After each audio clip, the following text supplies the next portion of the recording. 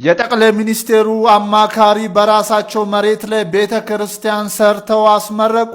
የቀድሞ የብሔራዊ ባንክ ገዢ ዝምተኛው ምሁርና አሁን ላይ የኢፌድሪ ጠቅላይ ሚኒስትር ማክሮ ኢኮኖሚ አማካሪ የሆኑት ክቡር ተክለወልድ ወላይታ ሀገረ ስብከት ቦሎሶ ሶሬ ወረዳ ሄምቤቾ ከተማ ላይ ባላቸው የግል ይዞታ ላይ የቅድስት ማርያም ቤተ ክርስቲያን ሰርተው አስረክበዋል።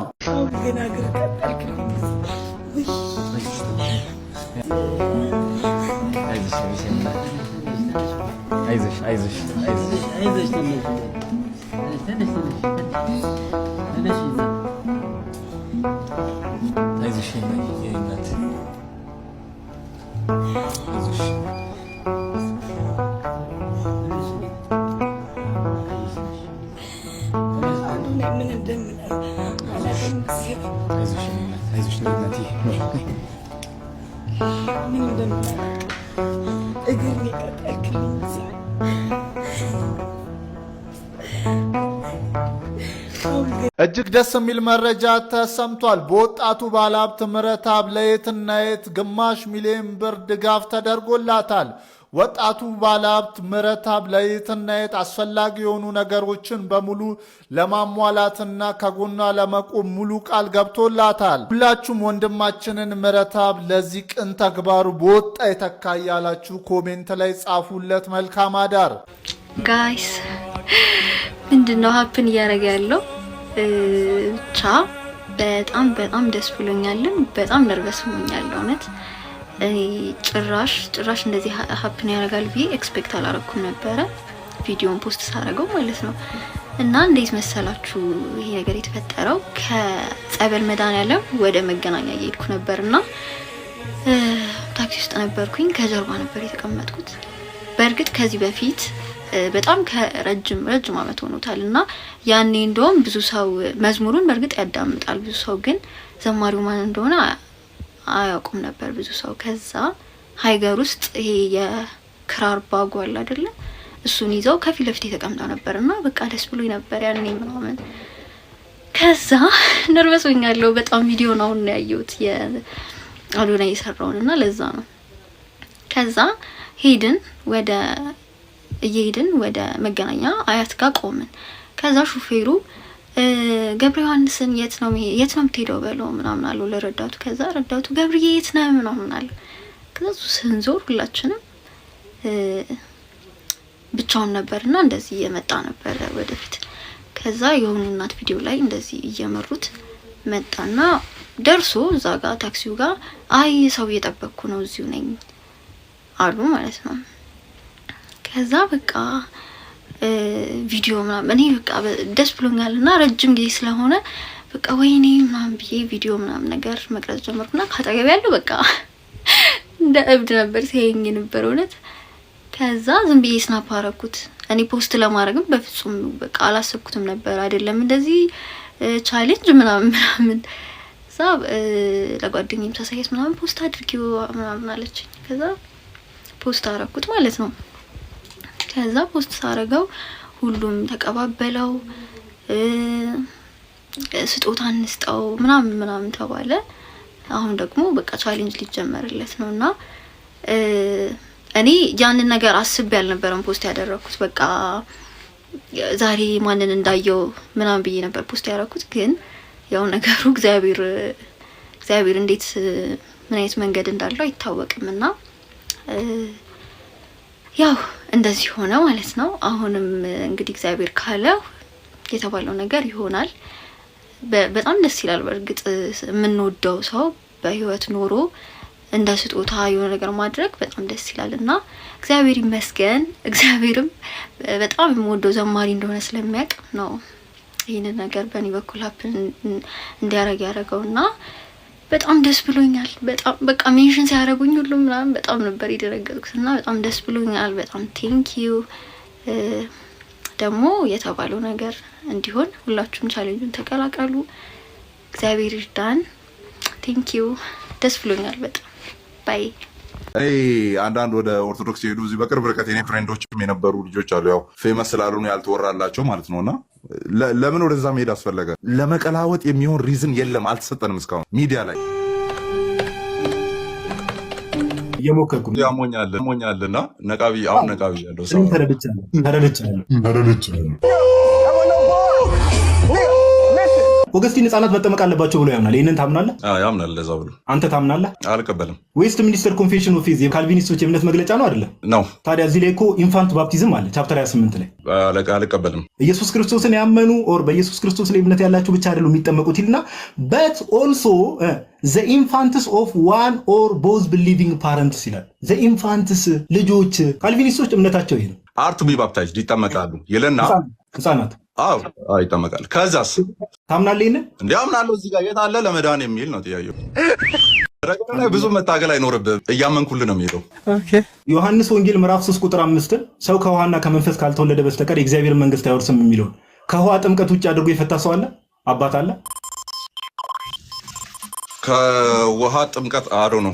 ሁሉንም ፈትሼ አልደረስኩም። እኔ እስከደረስክበት ከውሃ ጥምቀት ውጭ አድርጎ ይፈታል? ዮሐንስ 3:5 የፈቱ አሉ እስከ ማቆ ድረስ ዳደር ሳይት ስለማላውቀው እንግዲህ የለም የሚል ኮንክሉዥን ልሰጥ አልችልም። ማን የፈታው?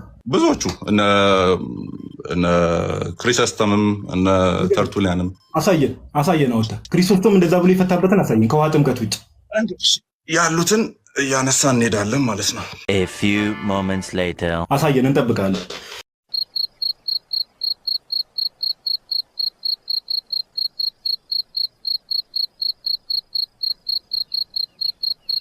ቅዱስ ዮሐንስ አፈወርቅ እንደዛ አልፈታውም። ነገሩን ላቅልል። ያው ችግር የለውም። አንዴ እሺ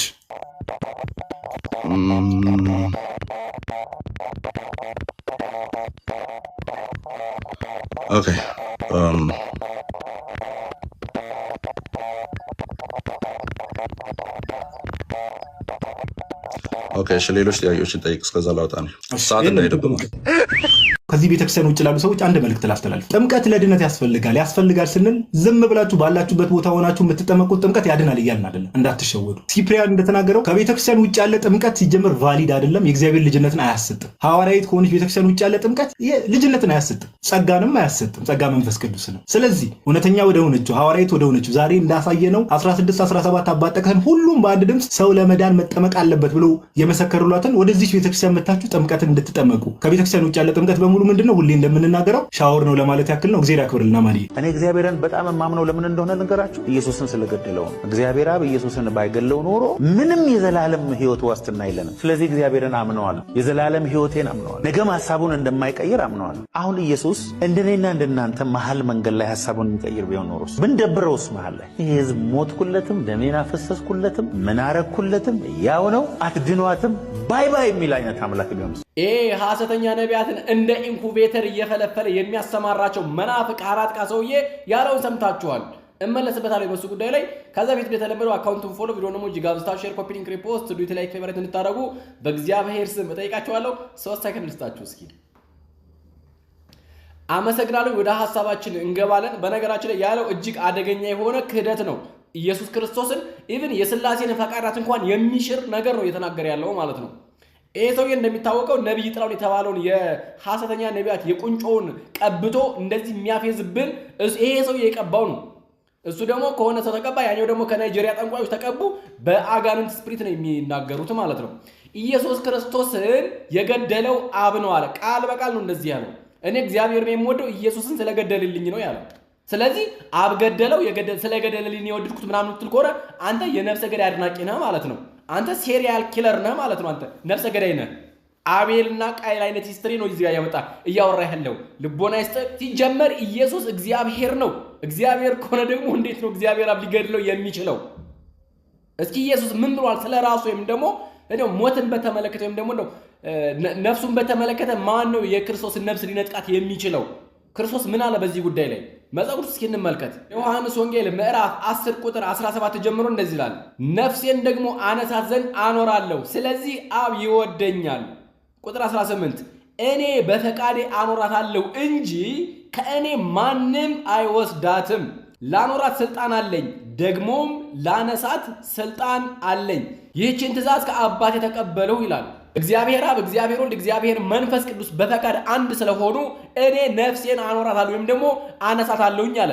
ለዚህ ደግሞ ማንንም ስልጣን እንደማይጠይቅ ማንም ይህንን ማድረግ እንደማይችል ተናግሯል። ኢቭን እነ ጲላጦስ እንኳን እኔ ላስፈታ እችላለሁኝ ብሎት ነበረ። ነፍሴን ሊገላት እንዳዳትም ስልጣን አለኝ ነው ያለው።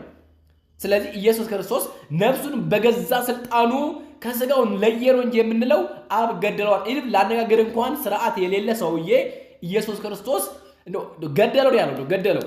ይሲ እሱ ቃየል ነው አቤል ነው እንደ ኢየሱስ ክርስቶስ ገዳዩ አብ ደግሞ ቃየል ነው። እንዴት ነው የምታስቡት? ቆይ በኢየሱስ ኢቭን ለምትናገሩት እንኳን አማርኛ መጠንቀቅ ያስፈልጋችኋል። በእውነት እዛ ቤት ያላችሁ ሰዎች ማለት ነው። አለኝ ደግሞ እዛ የሚያጨበጭብ አሜን ይላል። ኢየሱስ አሁን ሐሳቡ የሚቀይር እኔ ሞትኩለት አልሞትኩለት ለዚህ ህዝባውን ምን ምናምን ቢል አለ። ይሄ ራሱ የወረደ አስተሳሰብ። በፍጹም ፍቅሩን የወደደን ኢየሱስ ክርስቶስ እንደ አይነት ኔጌቲቭ ነገር ኢቭን ለክርስቶስ መናገር ምን አስፈለገ? ስንት ምሳሌ አተነው ይሄን የምትናገረው? ኧረ ታምራት እባክህን ተው አንተ ያስኛ ነቢያት ቁንጮ ሆንክ። በአጋንንት ፈረስ የምትጋለብ ሰውዬ የዘንዶው ያውሬው ምላስ። ኧረ እግዚአብሔር ልቦና ይስጥ በእውነት። ኢቭን ኢየሱስ ክርስቶስ ምን ብሏል? ይሄንን ቤተ መቅደስ አፍርሱት እኔ በሶስተኛው ቀን አስነሳዋለሁኝ ብሏል። የሚናገረው ስለ ራሱ ሰውነት እንደነበረ መጽሐፍ ቅዱስም ይናገራል። እነሱ ግን ስለ ህንፃው ይመስላቸው ነበር ይላል። የተናገረው ግን ስለ ራሱ ነው። ይሄን እንኳን የሚያስረዳው እንደው በዛ በተሰቀለ ጊዜ የአይሁድ ሹማምንት ወይም ደግሞ እነዚህ ሊቃነ ካህናት የምንላቸው ህዝቡ ተሰብስቦ አንተ በሶስተኛው ቀን ራስን የምታነሳው ወይ ራስን ከመስቀል አድን፣ እነዛም ደግሞ እኛንም እስኪ አድነን ከመስቀል ይሉት ነበረ። አንተ እግዚአብሔር ልጅ ከሆንክ ራስን አድን፣ እግዚአብሔር አባቴ ነው ብሏል፣ በእግዚአብሔር ታምናልና አሁን ያድን፣ እኛም ባንተ እንመን ብሎታል ይላል። ኢየሱስ ግን እኔ በሶስተኛው ቀን ራሴን አስነሳለሁ ብሏል። መጽሐፍ ቅዱስ ደግሞ መልእክታት ደግሞ ሲናገሩ እንደሚሉት እግዚአብሔር አብ አስነሳው፣ እግዚአብሔር መንፈስ ቅዱስ አስነሳው ይላሉ። እና ይጣላል ማለት ነው። ታዲያ ይሄ ነገር አይደለም። በፈቃድ አንድ እንደሆኑ የሚናገረው እግዚአብሔር ወልድ በተለየ አካሉ የሰውን ስጋ እንደተዋሃደ ስለኛ ብሎ ኃጢአታችንን ተሸክሞ እንደሞተ እንደተሰቀሉ ምናምነው ክርስቲያኖች ኦርቶዶክሳውያን በድጋሚ አካውንቱን ፎሎ ቪዲዮ ደግሞ ጂጋባሳ ሼር ኮፒ ሪፖስት ላይክ ፌቨሪት እንድታደርጉ በእግዚአብሔር ስም ጠየቅኳችሁ። ሰላም በያላችሁ በሰላም እግዚአብሔር ከሁላችን ጋር ይሁን። በሌላ ሰመጣለሁኝ። ሰላም ቆዩ። የሙሴን እናት ታውቋታላችሁ? ዛሬ የሙሴ እናት ስለሆነችው ስለ ዮካብድ ልነግራችሁ ነው።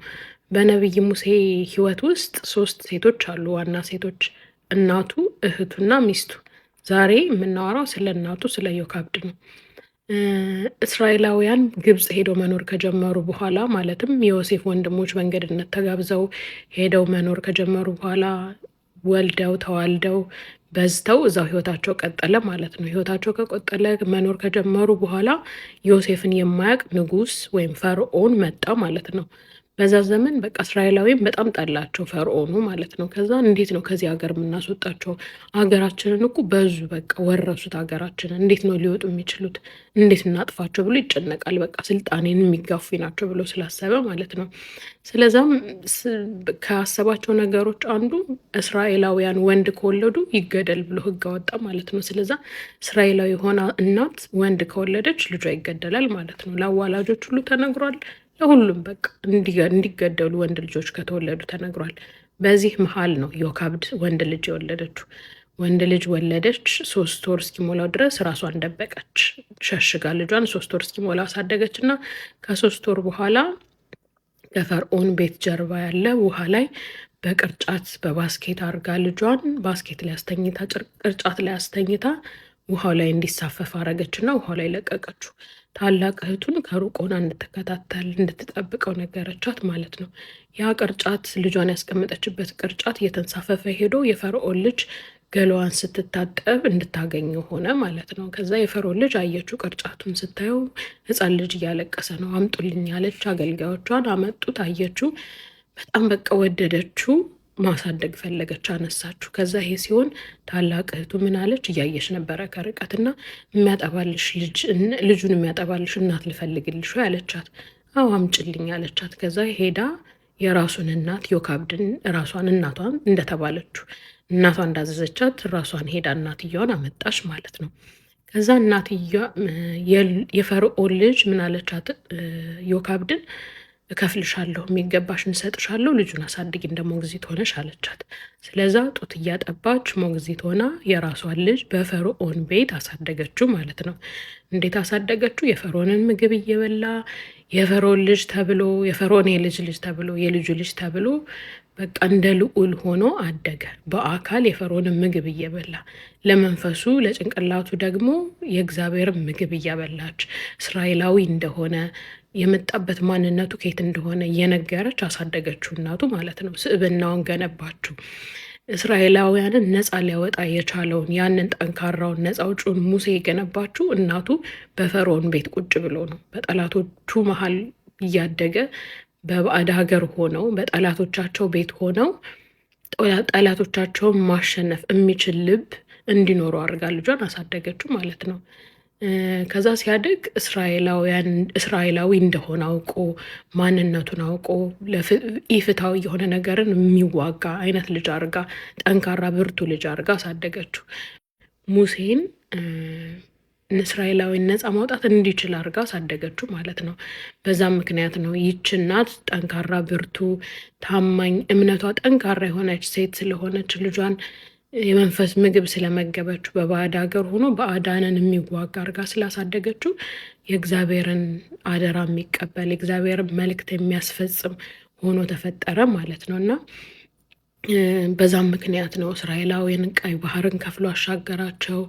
የእግዚአብሔርን ትእዛዝ አስፈጻሚ ከእግዚአብሔር ጋር የእግዚአብሔር ቀኝ እጅ ሆኖ መኖር የቻለ ልጅ ፈጠረች ማለት ነው።